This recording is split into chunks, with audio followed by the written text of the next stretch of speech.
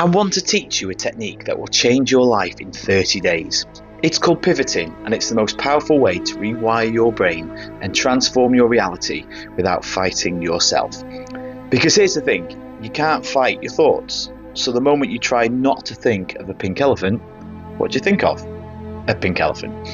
So what do you do when you catch yourself in a negative thought pattern, a limiting belief, or a detrimental feeling? You don't fight it, you pivot. Think Ross from Friends. Here's how it works. The moment you notice you're thinking something that's not serving you, maybe it's, I'll never have enough money, nobody really loves me, I always fail, I'm not good enough. You don't push it away.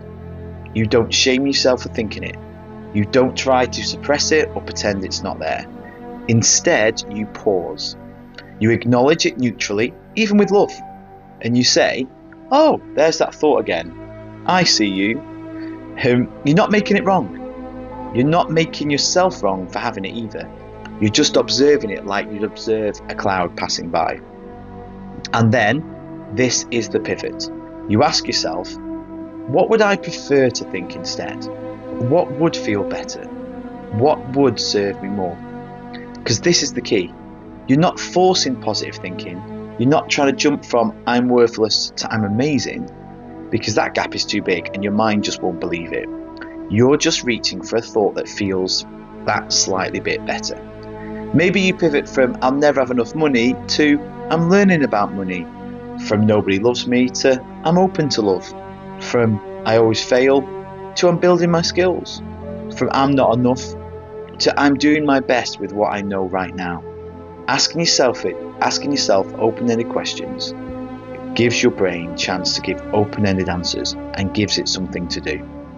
Abraham Hicks teaches this pivoting technique beautifully. They say that you don't have to make quantum leaps from feeling terrible to feeling amazing. You just have to reach for the next best feeling thought, and then the next, and then the next. Each pivot moves you up the emotional scale. Here's what's happened neurologically when you pivot. Your brain has neural pathways, literal physical grooves carved by repeated thoughts. Think of it like a field.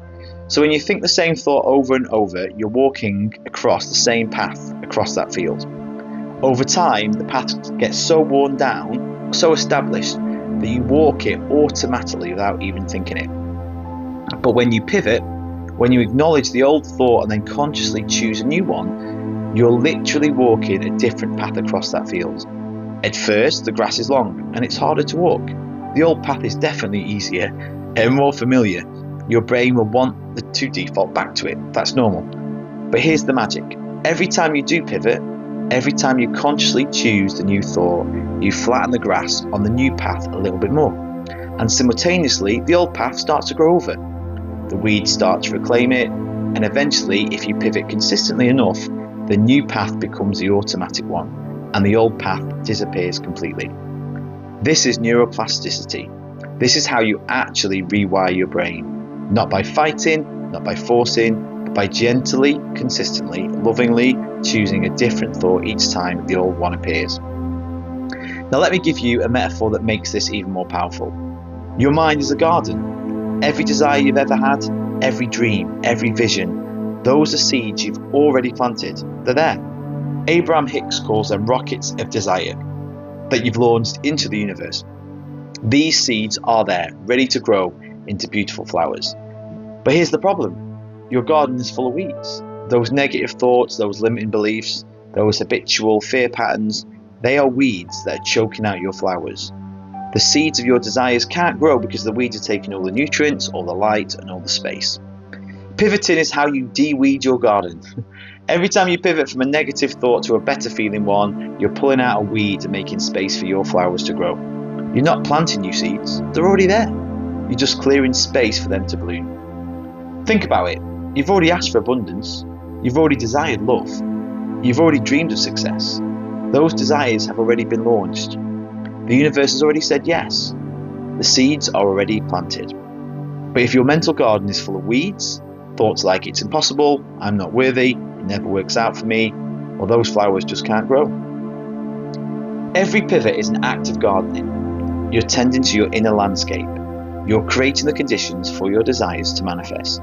Not by adding more, but by removing what's blocking them. So here's your 30-day challenge. Starting today, catch yourself every time you have a thought that doesn't feel good. Don't judge it. Don't fight it. Just smile, love it, pause, and then pivot. Say out loud in your mind, I acknowledge this thought, and what would I prefer to think instead? Then reach for something that feels even just a little bit better. Do this every single time, multiple times a day, dozens of times if you need to. At first, it will feel like work, no question. The old paths are well worn. Your brain will resist, but keep pivoting. Keep walking the new path. Keep pulling those weeds. By week 2, you'll notice pivots getting easier. The new thoughts will come faster. The old patterns won't have the same grip on you. And by week 3, you'll start noticing changes in your external reality. Things will start flowing more easily. Opportunities will appear. Your mood will be lighter. And by week 4, the new pathways will be well established, and you'll realise you're not even thinking the old thoughts as often anymore. Eckhart Tolle teaches about the space between stimulus and response. Pivoting is you consciously using that space. You're creating a pause between the automatic thought and your response to it.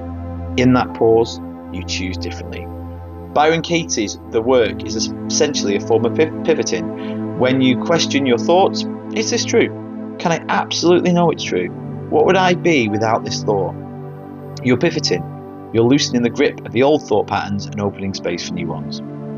The beauty of pivoting is that it's gentle. You're not at war with yourself, and that's important. You're not making yourself wrong.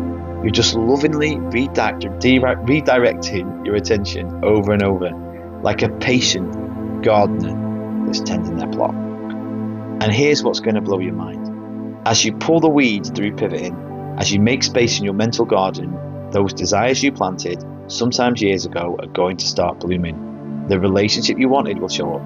The money will flow, the health will improve, and the opportunities will appear. Not because you planted new seeds, but because you finally cleared the weeds that were there, blocking the ones that were already there. So for the next 30 days, become a master gardener of your mind. Pivot every negative thought, pull every weed, make space for your flowers, and watch your entire life change, transform from inside out. Thank you so much for watching. If this resonates, drop me a heart to show that you've made it to the end. These videos are made as a guide to help you reconnect from the knowledge kept within you. As always, take what resonates with you and release the rest. Follow the page for more content, and even buy my 100 Messages from the Universe book for some daily fun guidance. Thank you for being here. Thank you for being you, and I'll see you in the next video. Until then, keep shining your light.